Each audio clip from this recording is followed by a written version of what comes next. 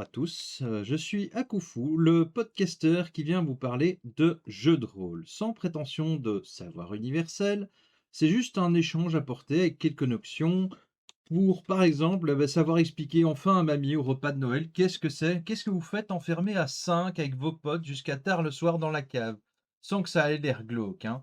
Mais aujourd'hui, je suis pas vraiment seul pour faire ça. Je suis accompagné de Benjamin, qu'on appelle aussi l'oncle Ben, qui nous rappelle sans cesse que de grands pouvoirs impliquent. De grandes responsabilités. Alors, effectivement, il est un peu enrhumé aujourd'hui, mais bon. Ben, pour nos auditeurs, qui es-tu? Présente-toi, résume-toi en 27 lettres avec une lettre sur toi doit être une voyelle. Non, je déconne. En quelques phrases par rapport au jeu de rôle, comment tu l'as découvert, etc. Enfin voilà. Qu'est-ce qui fait que tu es là, ici, présent pour parler de jeu de rôle? Alors, je suis là parce qu'on m'a invité en vertu de ma très grande expérience. Non, pas du tout. Je suis rôliste depuis un peu plus de 25 ans maintenant. J'ai commencé, pendant mes études secondaires. J'ai eu la chance d'avoir des camarades de classe qui pratiquaient le jeu de rôle de manière assidue et comme j'étais déjà un peu dans ce genre de milieu, un peu connexe en jouant aux figurines, aux cartes Magic et cetera, j'ai tout naturellement dévié vers le jeu de rôle. Et j'ai eu, beaucoup de chance de tomber sur des gens, qui étaient, passionnés et qui m'ont, initié assez rapidement au jeu de rôle et donc c'est devenu mon loisir principal pendant, une bonne partie de mes secondaires et aussi mes premières années, d'études supérieures. Voilà, et aussi, ce qu'il faut aussi savoir, c'est que la petite particularité ici, c'est que aussi, c'est l'oncle Ben qui m'a fait découvrir le jeu de rôle. Mais on va d'abord commencer par la base des bases, c'est-à-dire le jeu de rôle, c'est quoi? Donc, comment est-ce qu'on l'explique? En 2025, je me suis quand même dit, bah, on va ouvrir peut-être un jour un dictionnaire. J'ai passé donc un pacte avec le Larousse qui n'a pas d'âme, et voilà ce qui en est sorti. Une définition fort basique, donc c'est un jeu de simulation qui permet à chaque participant d'incarner un personnage de son invention et de le faire évoluer dans un univers imaginaire. Il peut être défini comme une fiction interactive dans laquelle chaque joueur intervient pour ajouter sa propre histoire. Alors, avec la définition mastoc que je viens de vous sortir, elle est assez sympa, mais pour toi, Ben, tu le définis comment le jeu de rôle? C'est pas vraiment un piège cette question, c'est avec tes mots. Vu que tu l'as expliqué à mon avis une bonne centaine de fois, je me dis que ça pourrait être sympa pour toi de nous l'expliquer ici. C'est quoi le jeu de rôle pour toi? On pourrait un peu voir ça entre un mélange entre une pièce de théâtre et un jeu de société, simplement. Donc, vu que, comme tu l'as dit, chacun se crée un personnage et joue un rôle, donc va tenter d'être quelqu'un d'autre le temps d'une partie, comme le ferait un acteur dans une pièce de théâtre, donc. Mais en étant quand même encadré avec, selon les jeux, un minimum de règles et une espèce de cadre qui va souvent être délimité par des dés, souvent. C'est souvent ça qui va faire le facteur de hasard et qui va voir si on réussit ou pas à faire une action.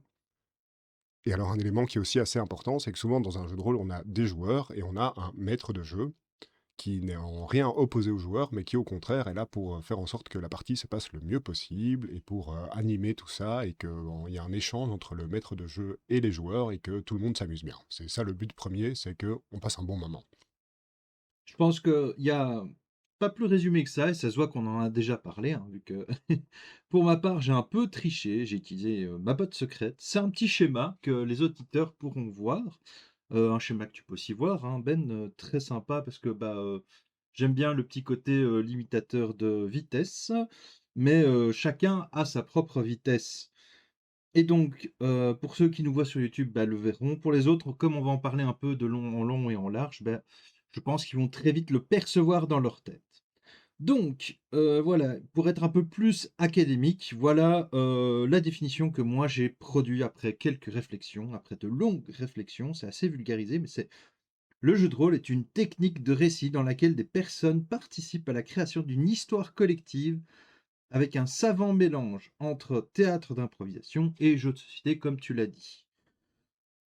Théâtre d'improvisation, car on improvise sur le récit, tous ensemble, et jeu de société, parce que, comme tu l'as expliqué, c'est régi par des règles communes, et ainsi que les enjeux de jeux de société. Comme par exemple le très célèbre jeu de dés. Je veux dire, jeu de dés, jeu de société, on ne peut pas faire plus. Il y a des jeux de société sans dés, c'est vrai, mais on ne peut pas faire plus jeu de société que Il y le a des dé. jeux de rôle sans dés aussi, évidemment. C'est vrai, c'est vrai. Et pourquoi est-ce que j'apprécie cette, définition? Car on n'est pas obligé d'expliquer toutes les différentes variantes du jeu de rôle. On n'est pas obligé de dire: bah, mamie, moi je fais du grandeur nature», parce que mamie, elle va se dire: «Bah, ça y est, il est devenu naturiste», alors qu'en fait pas du tout. Le grandeur nature, pour ceux qui ne le savent pas, c'est du jeu de rôle qu'on fait à l'extérieur et que, bah, on va se déguiser par exemple et on va aller mais tout ça, il faut pas l'expliquer à mamie. Par exemple, non plus, quand vous faites du jeu de rôle sur Roblox, mamie, ça va vite, peut-être un peu être compliqué pour elle, mais voilà. Je dis mamie, mais ça peut être aussi papy, hein, voilà. Dans Ursule, ça marche très bien aussi, hein. Voilà. Donc et sur les jeux de rôle en ligne aussi. Donc chacun a un peu, sa manière et se retrouve un petit peu, mais voilà. Comme on explique à mamie qu'on a fait du ski, on n'a pas dit: «J'ai fait du ski de fond», si elle nous pose pas la question. On va pas dire: «J'ai fait du biathlon», on va dire: «J'ai fait du ski». On va pas dire: «J'ai fait du snowboard», sauf si on a envie de se la péter, ou du speed riding, on va juste dire: «J'ai fait du ski». Et ben ici, c'est la même chose, rien ne vous empêche d'aller plus loin dans l'explication, mais de manière générale, c'est: «J'ai fait du jeu de rôle», c'est plus simple. Moi, je me dis comme ça, on se casse pas la tête. Du coup, est-ce que, le fait que je te dise ça, Ben, ça change quelque chose dans ta définition? Je suppose que pas spécialement. Pas du tout. Alors, concrètement, comment ça se passe un jeu de rôle? Alors, bah, au début, on trouve un groupe de personnes parce que, bah, faire du jeu de rôle tout seul, ça peut être sympa, hein, mais je pense que, bah, ça revient à écrire un livre, en fait, hein. Mais il faut trouver des personnes en club, sur internet, et cetera. On choisit le support, très important, hein, parce que, voilà, si vous le faites en ligne, bah, vous le faites en ligne, pas besoin de se voir, c'est chacun son truc. Il faut convenir aussi d'une date parce que, bon, bah, si vous arrivez chacun au-dessus plus les 20 pieds, ça va être un peu compliqué. Et on se réunit pour définir, ben voilà, on va commencer une aventure, quelles règles on va prendre entre nous et aussi quel univers on va vouloir utiliser. Alors effectivement, tout ça, ça peut faire un petit peu peur au début, surtout quand on se dit: «Ouh là là, il y a un bouquin de règles, c'est 624 pages», pour ne pas citer un certain bouquin. Je vous laisse choisir quel bouquin fait 624 pages pour des règles et bah, du coup, ça fait un peu peur tout ça. Alors, Ben, toi, tu donnerais quoi comme, conseil pour commencer, pour, quand on arrive face à ce genre de choses? Déjà, la première chose, tu parles des 624 pages de règles. Il faut aussi bien se dire que, en général, le seul qui doit vraiment se farcir les règles, c'est le maître du jeu. Les joueurs, souvent, n'ont qu'à, entre guillemets, s'asseoir à table et profiter. Ce qui est déjà une chose, c'est que si on tombe sur un maître de jeu qui est déjà un peu expérimenté ou qui connaît déjà le jeu, les joueurs n'ont pas beaucoup de travail à fournir. Et même pour le maître du jeu, le fait que les joueurs ne connaissent pas les règles, ça fait souvent que si lui se trompe un petit peu dans les règles ou fait des petites entorses aux règles pures, c'est pas grave. Les joueurs rendront souvent même pas compte. Et puis, c'est pas très important. Comme j'ai dit, le plus important, c'est que tout le monde s'amuse. Donc, on n'est pas là pour appliquer à la lettre un livre de règles. Il y a une part d'improvisation aussi dans les règles et on peut s'adapter si une règle ne plaît pas ou si on trouve qu'une règle est superflue ou trop lourde. On peut complètement l'ignorer, ça ne pose aucun problème. Oui, mais bon, j'ai le soleil dans les yeux, il a le vent dans le dos, ça me donne pas un petit bonus quand même? Ça, c'est toujours la question qu'on se pose, effectivement. Donc comme tu l'as conseillé, c'est effectivement le maître du jeu habituellement, bah, masterise, comme on dit, c'est il maîtrise le jeu, hein, c'est le maître. Mais bon, voilà, ne laissez pas tout passer quand même, mais voilà, en tant que joueur, effectivement, maître du jeu, ça va être très différent. Il y a aussi l'univers. Choisir l'univers n'est pas toujours évident. Il faut savoir, bah, choisir l'univers qui plaît au groupe. Ben, toi, ton univers du moment favori, c'est quoi? Moi, j'ai toujours eu une grande passion pour tout ce qui est asiatique, donc l'univers des 5 anneaux, c'est un jeu de rôle qui s'appelle La Légende des 5 anneaux, m'a toujours beaucoup plu, mais j'aime aussi beaucoup les jeux de rôle dans l'univers de Star Wars, le médiéval fantastique, le KPDP, enfin, il y en a pour tous les goûts de toute façon, il y a même des jeux de rôle où on joue des jouets, donc à partir de là, si vous voulez vous faire un remake de Toy Story entre copains, c'est tout à fait faisable. Oui, jusqu'à ce qu'on tombe sur les jouets de maman ou papa. Ouais. Oui, ça c'est un autre style de jeu. Sinon, une bonne manière d'entrer dans le jeu de rôle, c'est tout ce qui se fait comme salon de jeux de société, figurines, etc. Souvent, il y a des tables de jeux de rôle ouvertes, donc avec des maîtres de jeu qui n'ont pas spécialement de groupe de joueurs, et il suffit de s'asseoir et on peut commencer une partie directement, des parties d'initiation. Et là, vraiment, en n'ayant aucune notion de jeu, il suffit vraiment juste avoir le courage de poser ses fesses à table, de se dire: «Allez, j'essaye le jeu de rôle» et on se laisse porter et c'est vraiment très Ouais et facile et puis souvent même c'est un avec bon des moment. inconnus, hein, on peut Oui, c'est croiser ça. des gens, vraiment sympas, en fait, quand on y pense, hein, quand voilà, moi je me souviens qu'il y a des gens que j'ai croisés à des tables de jeux de rôle et que, bah, encore aujourd'hui, ça m'arrive de faire du jeu de rôle avec eux ou même des gens en GN qui, bah, habituellement si on fait du GN, bah, ou même du théâtre d'impro, on va être tenté de faire du jeu de rôle aussi, hein, ou même, du HeroQuest par exemple. C'est un petit jeu de société mais qui, se rapproche très fort du jeu de rôle, bah, voilà, pour ceux que ça parle un petit peu plus, effectivement, ça permet. Je vais aussi te poser quelques petites questions de débunkage, du coup. Donc, du coup, bah, est-ce qu'il faut être acteur, du coup, pour être joueur, pour incarner son personnage? Il y a des gens qui ont plus de facilité que d'autres, évidemment, à rentrer dans les personnages ou à jouer. Maintenant, c'est absolument pas une nécessité. Vous n'êtes pas obligé de prendre la voix, de prendre un accent, ce genre de choses. Ça, il faut, du moment Oh, que vous mais vous l'accent, sentez à c'est l'aise. le plus drôle quand Oui, même. évidemment. Bon, après, Bon, les quand on acteurs. essaye d'éviter dans le cliché raciste, n'est-ce pas? Oui, maintenant, on a cette chance-là dans le jeu de rôle qu'on est dans des univers fictifs, donc on peut se libérer de tout ça. Ça va être surtout un autre débat, je pense. Et donc, du coup, est-ce que c'est pour les geeks? Non, le jeu de rôle maintenant c'est pour tout le monde, et puis on a cette chance-là aussi que ça a été plus démocratisé dans la culture populaire. Il y a qu'à regarder la série Stranger Things maintenant, rien que ça, je pense que ça a été une Un plus, ouverture ouais. pour beaucoup de gens, simplement voir que voilà, J'ai jamais vu cette série et tout le monde m'en parle. C'est un truc de dingue. Tout le monde dit: «Ah, mais tu joues à Donjons& et Dragons comme dans Stranger Things?» ouais, et mais je fais: «Oui, sans doute». c'est tout bête, mais c'est vrai que ça a aidé à démocratiser. Du coup, c'est, si j personne dans mon groupe de potes, on aimerait bien tous faire, mais personne veut faire maître du jeu, j'aimerais le faire, c'est compliqué? Donc comme j'ai dit, c'est pas si compliqué que ça. Bon, évidemment, il y a quand même une partie règle à se farcir. Ça, c'est vrai que c'est pas toujours évident. Tout le monde n'aime pas lire des livres de règles. Ça, je peux tout à fait comprendre. Même si souvent les livres de jeux de rôle sont assez aérés, avec beaucoup de parties univers et histoire de l'univers dans lequel se passe le jeu. Il faut, dans ces moments-là, choisir surtout un jeu de rôle dont l'univers va vous intéresser, va vous attirer, parce que si vous devez vous farcir des règles, que vous n'êtes déjà pas trop pour ce genre de choses, et qu'en plus, c'est pas un univers qui vous accroche spécialement, vous n'arriverez jamais au bout du livre, ça c'est clair. Heu, Ta meilleure situation que tu as eue en jeu de rôle, que tu as envie de partager avec nos auditeurs? Vraiment le truc où tu t'es dit: Ça reste dans toute ma vie, jeu de rôle, c'est lié à cette expérience que j'ai eue avec, ce groupe de potes, que je me suis jamais autant rigolé ou que je pleurais, de rire ou que j'étais enragé, hein, vecteur d'émotion aussi, hein, donc quelle est la plus grande, expérience, on va dire ça, émotionnelle, dans un, jeu de rôle que tu as eu? Alors, c'est peut-être parce que c'est dans mes premières parties, je pense que les parties souvent qui marquent le plus un joueur, c'est ces toutes premières parties. Et je me souviens bon, ça devait être ma troisième ou quatrième séance de jeu de rôle. Et en fait, on avait passé la nuit chez un copain, on jouait à trois. Et on avait vraiment joué toute la nuit, c'est-à-dire on avait la maison pour nous et c'était vraiment le cliché des geeks, on devait avoir 16-17 ans, quelque chose comme ça. Et on avait joué à une version de Donjons et Dragons, un des jeux de rôle les plus connus. Et en fin de partie, en fait, notre maître du jeu a fait un personnage secondaire auquel on s'était beaucoup accroché et est mort pendant le scénario. Et je dois avouer qu'on a eu la larme à l'œil Ouais, avec... tu t'en souviens encore Je du m'en nom du souviens encore. personnage?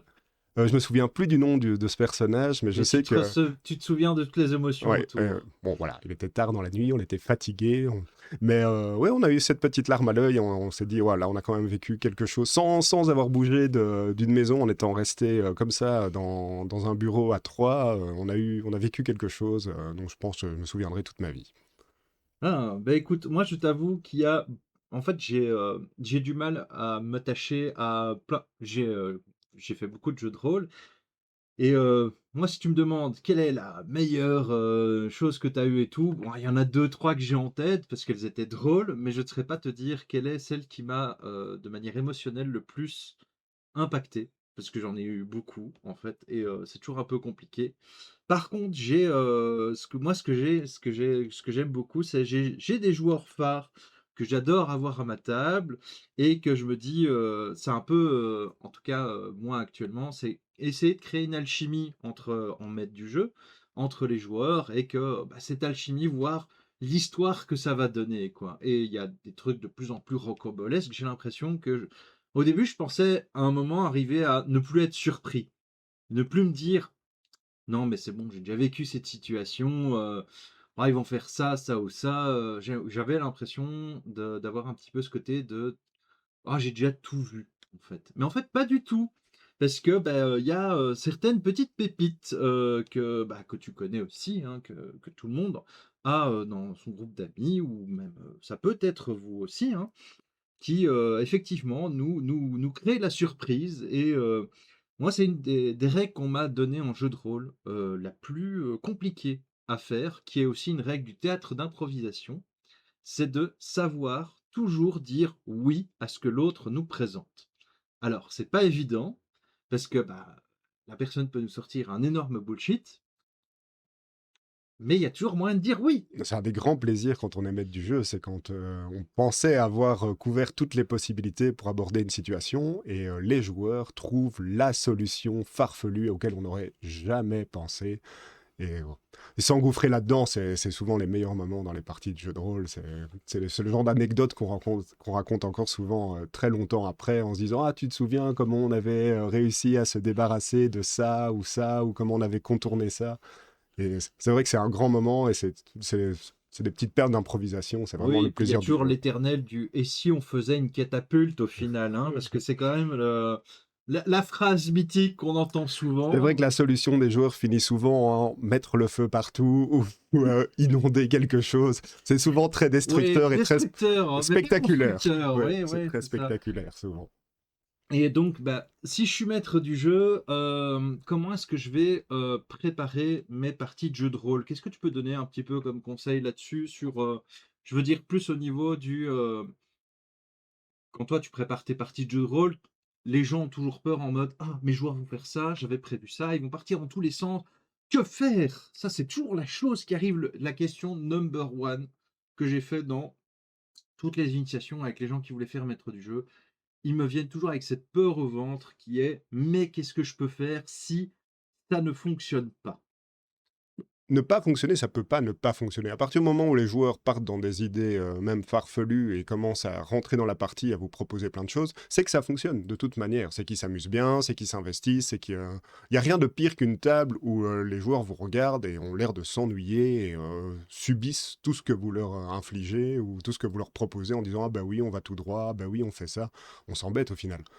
Donc c'est vraiment pas une peur qu'il faut avoir que les joueurs sortent des clous, on va appeler ça comme ça, mais non, au contraire, c'est même ce qu'on recherche finalement. Donc, la préparation d'une partie de jeu de rôle, enfin, moi c'est personnel, mais je fonctionne souvent en me disant où est-ce que je veux aller, comment la partie doit se terminer. C'est ça le. Donc, j'ai mon point d'arrivée, j'ai mon point de départ, et ce qui se passe entre les deux, il faut essayer de jongler entre ce qu'on aimerait et ce que les joueurs veulent et improviser là-dessus. Et il n'y a pas tellement de travail en fait finalement pour un maître du jeu. Une fois que vous avez votre idée générale de scénario, vous faites quelques personnages secondaires que vous dites: «Ah, ce serait sympathique de les ajouter à la partie». Vous les utilisez ou pas selon comment les choses se passent. Vous imaginez des lieux, vous imaginez des situations, et puis après, vous essayez d'aiguiller les joueurs vers ça, mais s'ils partent sur autre chose, vous vous laissez porter aussi par leurs impros. Et si tout le monde est dans le même esprit, entre guillemets, en bienveillance, en voulant juste s'amuser, ça se passe très bien en général. Et justement, je vais en profiter sur, ça pour, faire un petit peu des cours de français de secondaire. Je suis sûr que, ça te reparle de quelque chose ou pas du tout. Ça se fait loin pour moi. Ça fait loin pour tout le monde, en fait, quand on y pense. C'est le schéma narratif. Alors, le schéma narratif pour, je mettrai donc aux auditeurs, enfin, surtout ceux qui sont sur YouTube, je mettrai un petit schéma. Donc c'est quoi une situation initiale? C'est, bah, du coup, au début, enfin, le schéma narratif, pardon, c'est au début, il y a une situation initiale, ça décrit l'univers, les personnages, quand ça se passe. C'est par exemple: «Il était une fois, il y a très longtemps, au pays des pingouins, vivait Pingu». Voilà, et sa petite Smala. Et il y a donc ensuite un élément modificateur ou perturbateur, donc ces éléments de l'histoire qui va créer le chamboulement, la quête. Donc aujourd'hui, Pingu il vit gentiment, mais il y a un méchant orc, l'animal, hein, pas l'orc tout vert, Allard qui se met à manger les pingouins et qui capture, sa belle demoiselle. Bah, du coup, voilà, ça c'est l'élément, perturbateur et ensuite il va avoir les péripéties. Bah, c'est là que, bah, Pingu, il entame son voyage et il va lui arriver plein de choses. Pingu, notre héros rencontre, le phoque Dalagar qui lui confie une épée tueuse d'orques, pour vaincre Alar et venger ses frères morts et récupérer sa femme. Voilà, donc là, c'est toutes les péripéties qui lui arrivent, hein. On peut imaginer que Pingu va devoir, voyager, dans l'Atlantide, sous l'Antarctique. Enfin, de toute façon, tout ça, c'est très facilement, imaginable. Et puis, il y a les éléments de résolution. Donc, c'est ce qui vient clore la mission, la quête et changer la situation. Donc, c'est Pingu finit par tuer Alar avec son épée tueuse d'orques et sauve le peuple des pingouins. Et donc, on arrive sur la situation finale, c'est un retour au calme, la situation se stabilise, mais elle est différente de la situation initiale. Donc, c'est Pingu, bah, suite à la destruction de Halar, devient roi des pingouins et prospéra et eut de nombreux petits œufs. J'ai hâte de voir le spin-off de cette histoire un jour qui se fait, en sachant que bah, je me suis pas aidé de l'IA, mais j'ai quand même fait. J'aimerais un jour te montrer ce que j'ai demandé à l'IA de me faire un trailer de ça, et j'ai beaucoup rigolé parce que j'étais loin de m'imaginer que l'IA avait autant changé. Mais bref, là je digresse. Donc Grèce. ici, la différence avec le schéma narratif, donc au niveau du jeu de rôle, c'est que la situation initiale, c'est toujours la même chose. L'élément perturbateur, c'est la même chose. La seule chose sur laquelle vous n'avez pas vraiment d'emprise, en fait, c'est tout ce qui est péripéties, enfin, en quelque sorte, et les éléments de résolution, puisque vous n'allez pas contrôler ce que vos joueurs vont faire. C'est-à-dire que les péripéties, ça peut partir dans tous les sens. Je veux dire, ça va être les brigands qui les attendent sur le chemin, c'est trouver les défis en fait que vos joueurs vont devoir affronter, ou les défis qu'ils se mettent eux-mêmes, hein, ça on va pas le changer. Ouais, les joueurs sont très doués pour se créer leurs propres défis, hein. Oui, oui, oui, ça c'est vrai. Mais dans les éléments de résolution, bah, vous aurez juste à leur faire jeter les dés, dire, bah, voilà, fais ton jet de bluff pour savoir si tu arrives à négocier le repentissement du méchant, par exemple. Et vous avez en fait, en tant que maître du jeu, trois situations avec des nuances, hein, bien entendu, mais je pense que c'est plus facile à comprendre. C'est trois situations finales en fait. C'est un, ils réussissent la quête, tout se passe bien. Deux, bah, la quête échoue, hein, bah, voilà, ils sont morts ou bah, ils doivent encore un peu continuer, etc. Donc ça peut relancer une boucle. Et il y a aussi le statu quo. Alors c'est quoi le statu quo? Ça va être plus, bah, ils ont pas réussi, ou ils ont réussi, ou quelqu'un d'autre s'en est chargé. Ça, c'est aussi déjà arrivé. Ça peut être très drôle aussi, ce que vous pouvez proposer à des joueurs. C'est ils font toute la quête et en fait, arriver au château, par exemple, pour recevoir leur récompense, on leur dit: «Ah mais, quelqu'un est passé avant vous et a récupéré toute votre récompense». Hop et vous repartez dans une histoire, mais voilà. Et donc, en tant que maître du jeu, en fait, vous devez juste vous dire que c'est plus facile de se dire: «Je dois voir en situation finale, il y a 3 possibilités.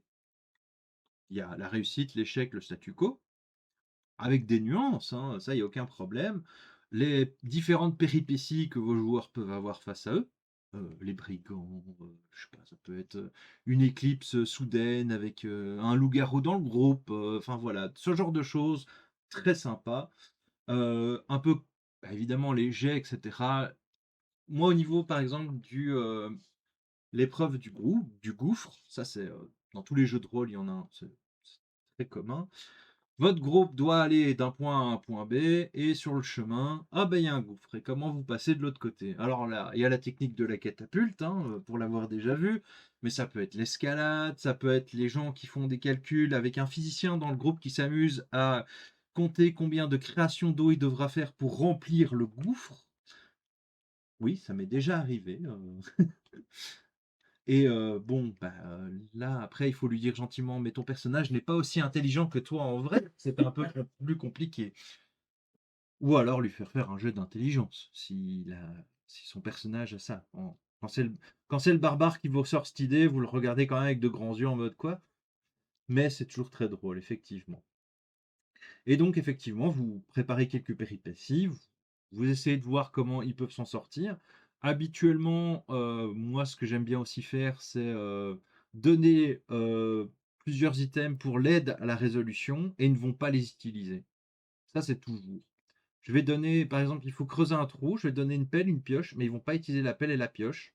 Ils vont utiliser la dynamite qu'ils ont trouvée 3 aventures plus tôt. Ça, c'est aussi un grand pouvoir des joueurs, c'est de toujours se focaliser sur des éléments que vous aviez jugés peu importants et ils vont complètement passer, ils vont se focaliser là-dessus et leur accorder énormément d'importance, alors que des choses enfin, qui pour vous étaient importantes et étaient clés dans l'histoire, ils vont vraiment pas s'en occuper, ils vont passer à côté. Vous aurez beau essayer de les réaiguiller en disant, mais si, ce gars-là, il faudrait peut-être lui parler parce qu'il a l'air de savoir des choses. Ils vont dire, non, lui, il Tu as une m'intéresse pas. vision pendant que tu dors avec le PNJ que tu as croisé 3 mètres plus tôt, et le lendemain il se réveille et dit je dois aller voir le vendeur de patates. Non, je sais, c'est c'est le genre de choses qui arrive assez souvent, effectivement. Mais voilà, ça, c'est pas grave, les gars, il faut pas s'en faire, quoi. Et alors, donc, comme ça, vous le savez, moi j'appelle ça les incontournables, les petits défis qu'on voit. Donc, par exemple, vous avez prévu que votre groupe allait se faire attaquer par des bandits. Bon, conception de l'incrédulité, ça, faut pas le dire aux joueurs, hein. Mais qui prennent à gauche, à droite, ou qui creusent un tunnel pour arriver jusqu'au là où ils doivent aller. Ah, si vous avez prévu des bandits, ils tomberont sur les bandits, hein, parce que les bandits, il y en a partout, hein. Franchement, on ne sait plus quoi en faire de ces bandits. Oui, ça, Mais c'est un voilà. des bons outils du MJ, c'est de se dire, voilà, je prévois, comme tu dis, une attaque de bandits. Et comme on vient de le dire, des bandits, on peut en trouver partout. Donc, peu importe le chemin qu'ils prendront, vous pouvez retaper votre attaque de bandits à un moment donné, comme si vous aviez prévu Ah, un ou des marchand itinérant, pirates, ou... peu importe, ou qu'il y a une tempête à un moment donné, ou que l'un d'eux tombe malade pendant l'histoire. Vous pouvez caler ça quand ça vous intéresse, au moment que vous jugez important pour... qui chope un méchant rhume le jour d'un podcast, par Voilà, par exemple. exemple, l'attaque des virus. Voilà. Eh ben, écoute, en tout cas, voilà. Je sais pas si tu as encore quelque chose à rajouter pour un petit conseil ou autre pour nos auditeurs. Bon, juste une chose importante, je trouve, sur le jeu de rôle, c'est que vous en apprendrez sans doute beaucoup plus en 2 heures de jeu de rôle avec quelqu'un que dans beaucoup d'autres activités que vous pourriez faire avec cette personne. C'est vraiment une activité qui révèle les personnalités. C'est assez... Et Parfois, la on est... patience des gens. La Et la patience. patience, parce que, ouf, parfois, il faut s'armer de Ou les patience. vices cachés, parfois, on en découvre. Voilà, si vous hésitez à voilà, demander en mariage votre partenaire ou autre, n'hésitez pas à faire une petite partie de jeu de rôle avec, on ne sait jamais. Voilà, si l'un de vous doit se sacrifier en fin de game pour abattre le démon suprême, alors qu'on a prévu que en fait, bah, vous allez revenir à la vie, mais que le MJ n'a rien dit, que ça fait 20 minutes que vous écharpez avec votre moitié pour savoir qui on va sacrifier alors que vous avez un petit mouton en fait à côté de vous que vous pourriez balancer dans le volcan, mais non, ce sera le mouton, donc du coup qui sera élevé comme divinité suprême pour protéger les hommes. Oui, ça m'est arrivé. Voilà, ben écoute, merci beaucoup Ben d'être venu malgré le, la maladie et d'avoir partagé ton expérience parce que bah voilà, c'est le genre de choses que en tout cas, moi, je sais que je vais continuer à faire du jeu de rôle. Ça fait partie de ma vie, en Oh, tout cas. j'espère en faire jusqu'à mes vieux jours aussi. Oui, ah oui. Bah, peut-être, Surtout pour mes vieux jours, d'ailleurs. t'imagines, maison de retraite avec du jeu de rôle et tout à la fin. Ah, génial, génial. Bah écoutez, s'il y a des gens qui nous écoutent, qui travaillent en maison de repos et qui savent plus quoi faire avec enfin, ceux des après baby boomers, hein, bah voilà, vous pouvez commencer à faire du jeu de rôle avec eux. Je suis sûr qu'ils vont kiffer. Entre un Alzheimer qui va oublier tout ce que vous lui dites ou d'autres choses, ou faire un gène avec des déambulateurs, c'est parti, c'est le moment. Sur le thème de la grande évasion, ça devrait avoir beaucoup de succès. Ouais, franchement, vous leur rappelez leur belle époque, vous leur dites aujourd'hui évaluation d'un stalag et vous allez avoir du monde au portillon, comme on dit.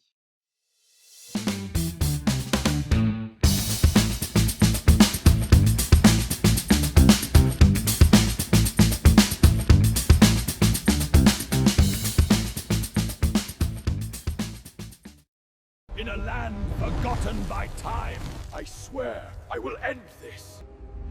One penguin goes against the tide.